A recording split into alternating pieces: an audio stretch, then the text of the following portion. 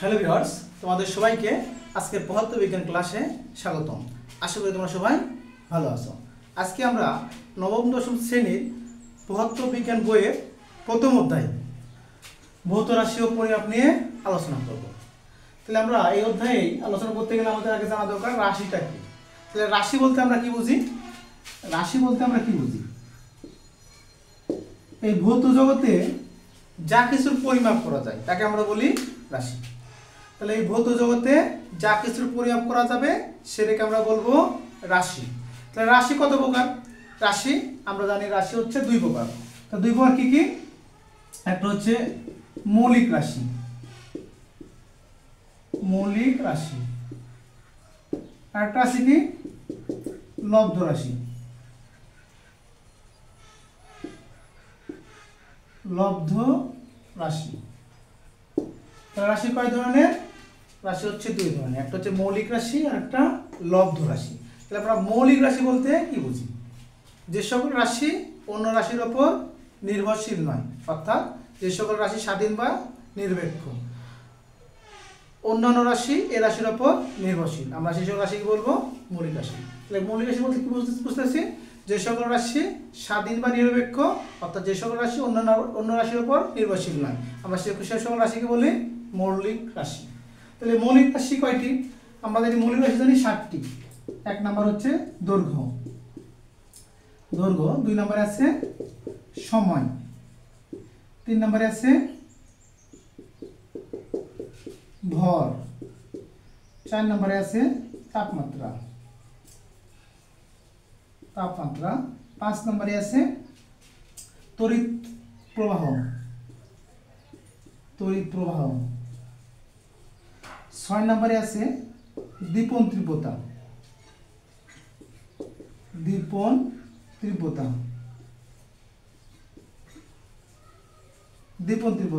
আর 7 নম্বরে আছে পদার্থের পরিমাণ,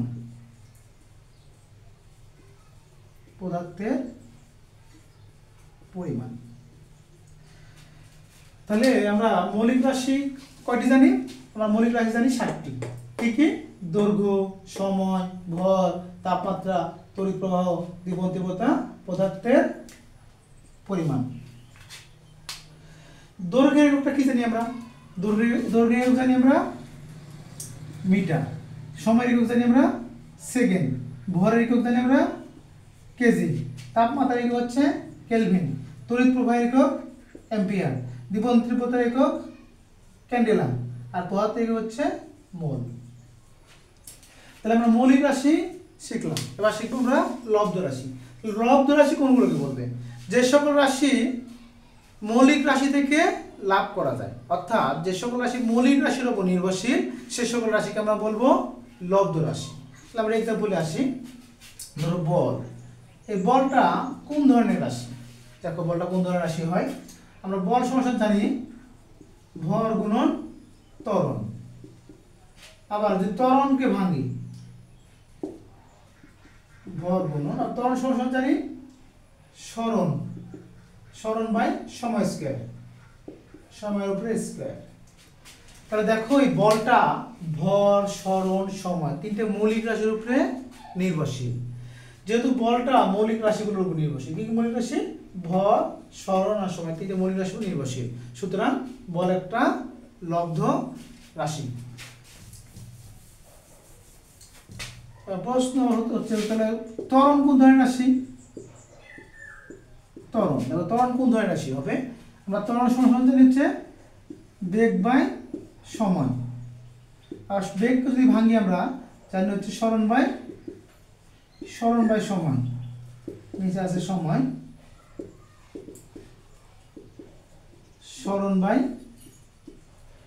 সময় গুণন, নিচে 1 আছে, 1 উপরে গেল, সময়ের উপরে স্কয়ার, 1 বাই সময় আসলো, তাহলে সময় গুণ করলে সময় স্কয়ার হয়ে যায়, সরণ বাই সময় স্কয়ার, সময়ের উপরে স্কয়ার।